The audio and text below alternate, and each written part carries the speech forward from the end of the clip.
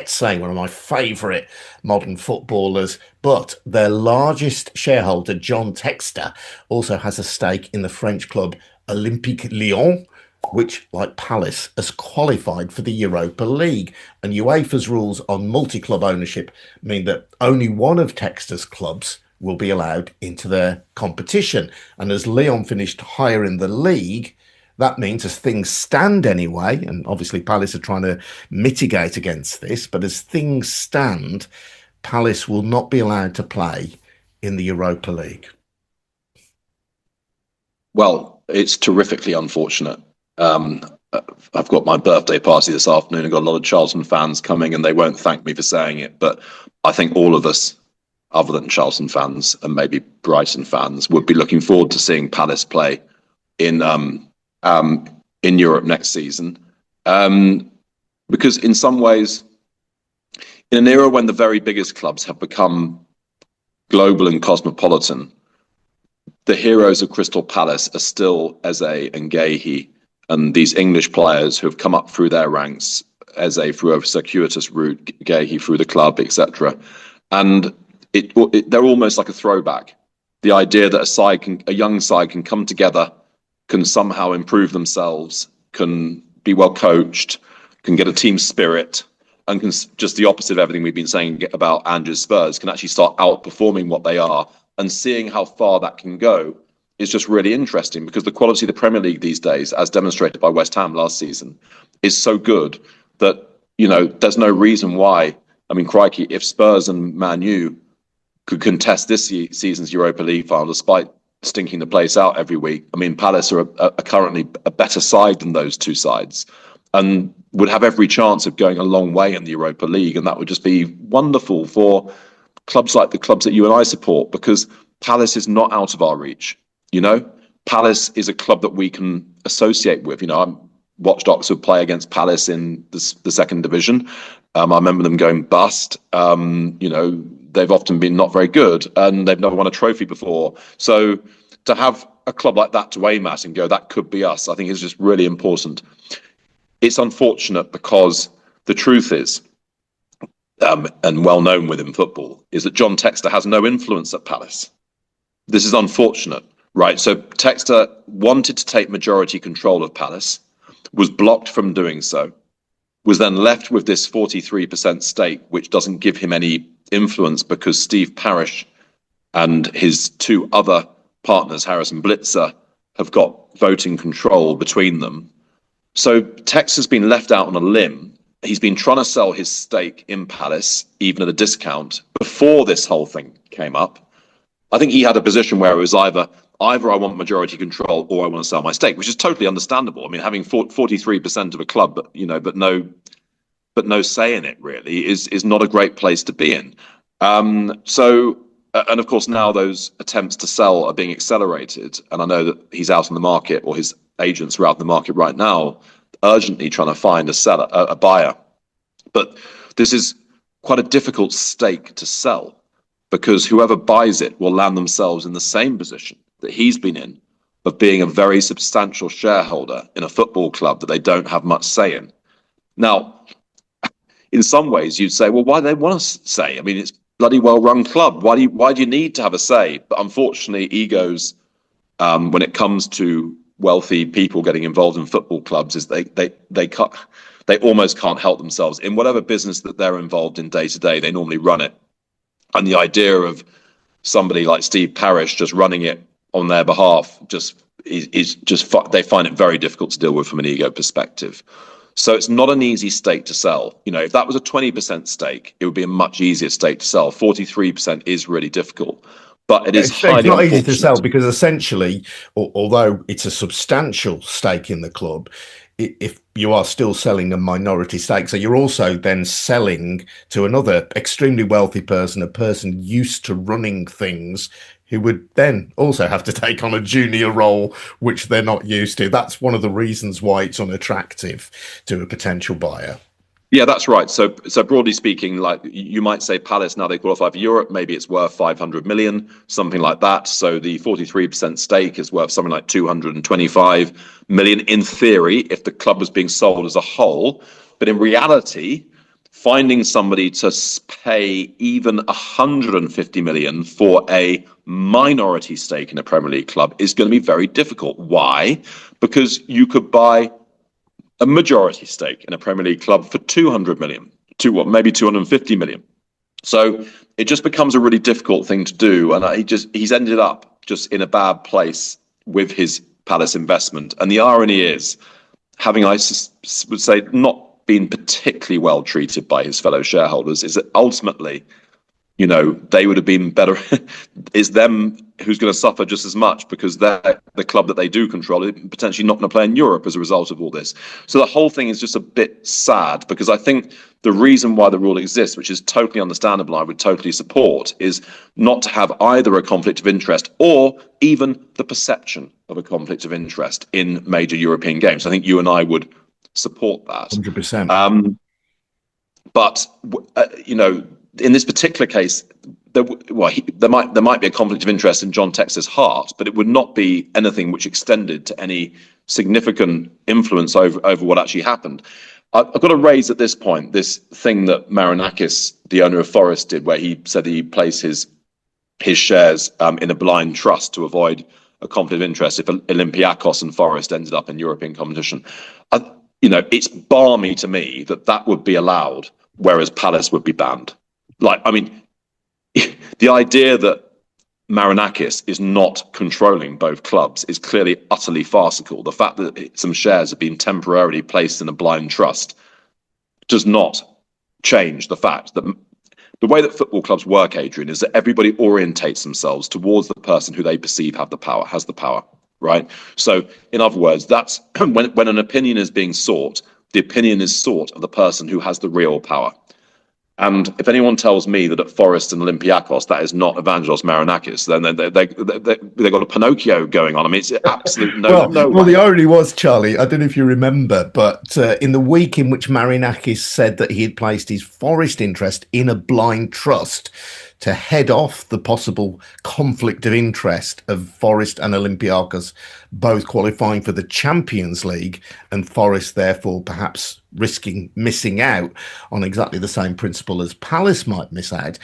Just days after that blind trust was announced, he marched onto the pitch. He was on the pitch berating Nuno Espirito Santo because Forest, he felt, had thrown away the chance to get into the Champions League, only drawing with Leicester. So if he's not there in his position as club owner, as major shareholder, surely he should have been arrested for entering the field of play without permission and fined £1,000 like the rest of us.